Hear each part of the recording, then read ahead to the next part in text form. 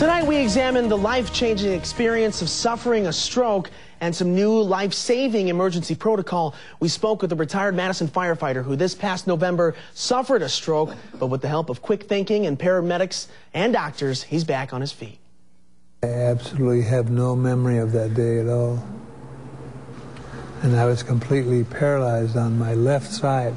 Keith Lawler didn't know it, but the retired fire captain was suffering a stroke. And he coughed, and it was a funny sounding cough. And they said, "Keith, are you okay?" And he coughed again and slumped over. That cough quickly sent Lawler to St. Mary's Stroke Center just 40 minutes later, and doctors say the quick turnaround saved his life. Therapy depends on time. There is the therapy we used with Captain Lawler can only be used if within the first three hours of symptom onset. Because of the quick response of the people here and of the fire department, they got me where I got a hold of the medicine that I needed. By the end of the day, Captain Lawler was able to move his shoulders, hips, and fingers.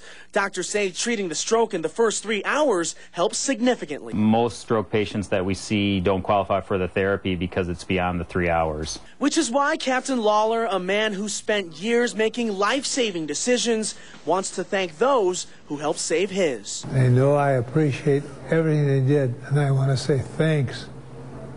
You can't put it in words, but they know how I feel.